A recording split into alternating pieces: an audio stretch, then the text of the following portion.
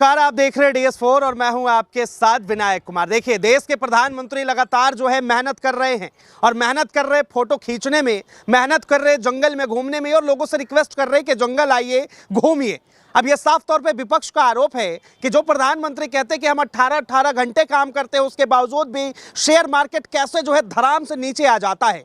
कहा जा रहा है कि लगभग 94 लाख करोड़ रुपए का शेयर मार्केट का नुकसान हुआ है, लेकिन प्रधानमंत्री जो है अपने कैमरे से शेर के बच्चे का फोटो खींचते हुए बिल्कुल सामने दिखाई दे रहे हैं। अब इस वक्त इस पे बातचीत करने के लिए इस वक्त हमारे साथ नेहा जी हैं। हम सबसे पहले क्या कहेंगी मोदी जी का जो है सफारी जंगल जो चल रहा है उसको देखकर? मेरे को बात समझ नहीं आती कि जो ये हमारे प्रधानमंत्री जी हैं, ये जो बोल रहे हैं कि मैं मतलब टाइम उनके पास होता नहीं है, वो 4 घंटे भी नहीं सो पाते हैं और वो फ्री का मतलब उनके पास कोई टाइम ही नहीं है, वो बहुत बिजी इंसान है। जंगलों में घूम के मुझे लगता है कि फिल्म शूटिंग में जितने लोग टोटल जितने कैमरामैन्स नहीं होते होंगे, उनके एक ये सफारी में शूट करने के लिए लोग लगते होंगे। मतलब इस तरह से वो चश्मा लगा रहे हैं। अरे आपके ऊपर बुढ़ापा है, आप काम करिए जनता के लिए। आपका सजने संवरने का टाइम नहीं है 10-10 कपड़े चेंज कर कई लाख के सूट पहनकर, कई हज़ारों की लाखों की टोपियां पहनकर, घड़ियां पहनकर, चश्मे पहनकर आप ये छोटी हरकतें कर रहे हैं जो शोभा नहीं देता इंडिया के प्रधानमंत्री को। अभी भी देखा इंडिया की जो बेइज्जती हुई अभी कुछ टाइम पहले, जो उनसे हाथ नहीं मिलाया गया, अंधभक्तों ने किसी भी तरीके से उसे पेश किया हो भलाई कि भाई देखिए ट्रंप ने कुर्सी पीछे खींची है, जो भी इस तरह से जो बेइज्जतियाँ हो रही हैं, हमारे लिए ये बहुत बुरी बात है। मीडिया में सिर्फ टुच्ची मुच्ची लड़ाइयों को दिखाया जा रहा है, छोटी छोटी, कोई एक लड़की दूसरी लड़की को गाली बक रही है, कोई एक पाखंडी बाबा कोई दूसरे पाखंडी बाबा को गाली बक रहा है। ये सब चीज़ें दिखाई जा रही हैं। जो रियल मुद्दे हैं उनको छुपाकर हमारे प्रधानमंत्री जी को फिलहाल सफारी में घूमने का शौक चढ़ रहा है। फिलहाल उनको ये शौक चढ़ रहा है कि मैं इस लेवल से यहाँ से कौन सी फ़ोटो खिंचवाऊँ, वहाँ से कौन सी फ़ोटो खिंचवाऊँ।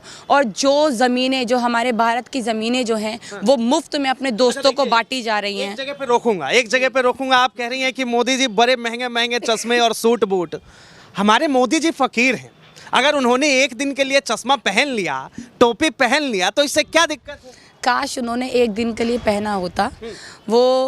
वो ऐसे इंसान है जो हमारे देश का पैसा लूट कर खा रहे हैं, बल्कि खा नहीं रहे, अपने दोस्तों को दे रहे हैं। जिस सफारी में आज वो घूम रहे हैं ना, उन्हीं के दोस्त का सफारी। आप ये देखिए ना कि जो जू की जिसकी पूरी वीडियो बनी है, वो जू की आप हालत देखिए कितना खूबसूरत। क्यों? क्योंकि वो अंबानी का है। अंबानी अडानी के लिए जो चीज़ें बनेंगी वो देश की सबसे बेहतरीन चीज़ें होंगी। सारा जनता को उनको मार के उनके जेब में से पैसा नोच कर उनके ऊपर टैक्स लगा कर खींचा जाएगा और फिर अडानी अंबानी की जेबों में भरा जाएगा। ऐसा नहीं होगा।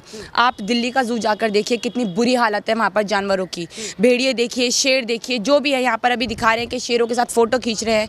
इतनी अच्छी फैसिलिटीज़ है। आप जानवर तो सारे सेम है ना, आपके लिए सब सेम है, तो हर जगह के लिए करिए ना। क्यों अपने दोस्तों की आपको जेब में पैसा भरना है? क्यों आपके दोस्तों को सारा लूट कर जनता का पैसा देना है? तो मुझे उस चीज़ से वो नहीं है। वो फ़कीर आदमी है, वो गलत आदमी है, वो जो भी है, मुझे उससे कोई मतलब नहीं है। पर अगर आप जनता का पैसा लूटेंगे, आप जनता के ऊपर टैक्स लगा के जनता को मारेंगे और उसके बाद वही पैसा आप अपने दोस्तों को जाकर देंगे, या फिर उससे महंगे कई लाख के सूट पहनेंगे, मशरूम खाएंगे, चश्मे लगाएंगे। पता है कि फकीरी क्या होती है?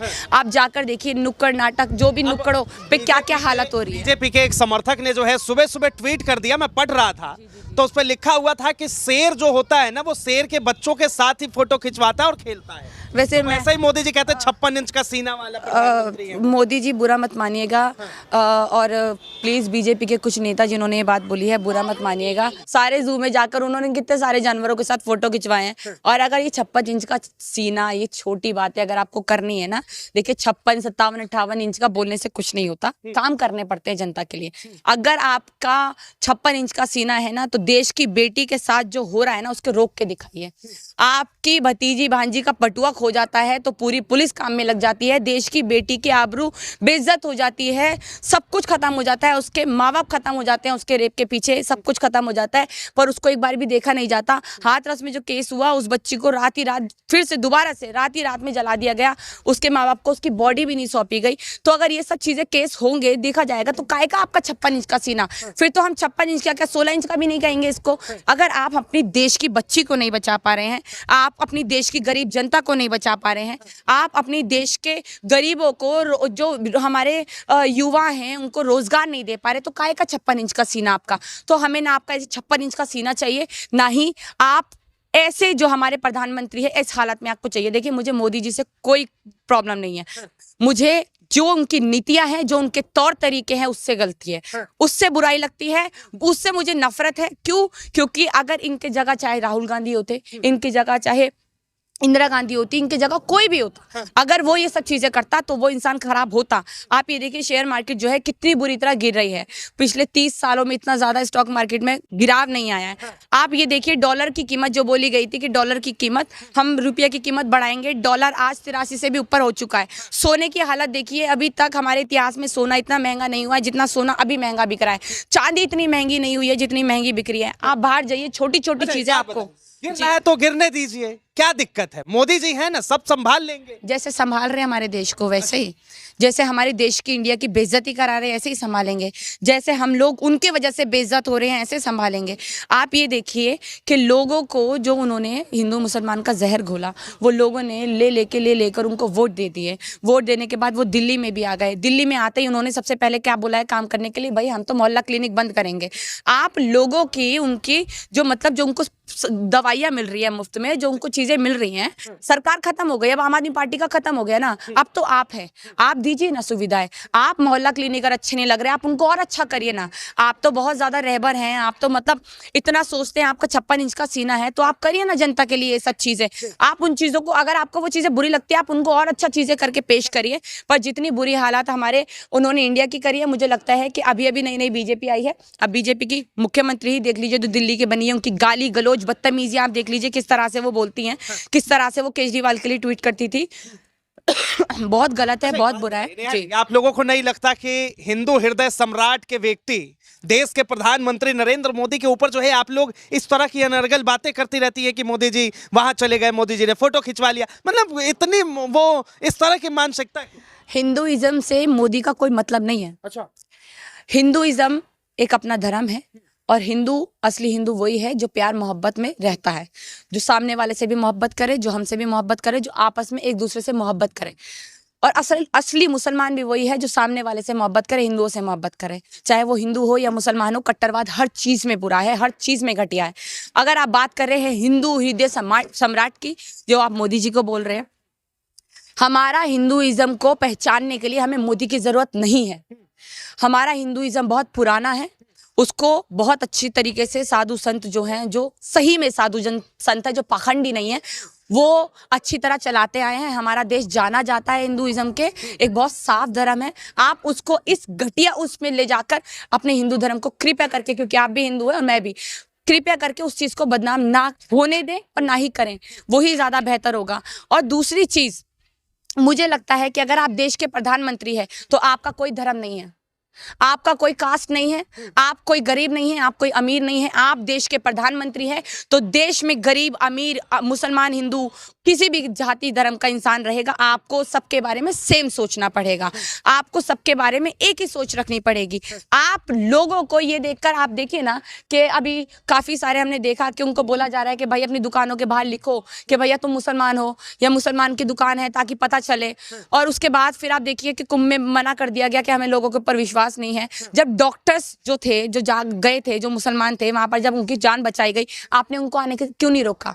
आपने जान बचाने के लिए क्यों नहीं रोका? बोलती है ना कि उनको जान मुसलमान नहीं बचाएगा, भैया हमें मुसलमान डॉक्टर चाहिए ही नहीं। जब खून की जरूरत होती है तो खून पर भी लिखना चाहिए नाम कि ये हिंदू मुसलमान का खून है, ये मुसलमान अगर मुसलमान का लेगा, हिंदू हिंदू का लेगा।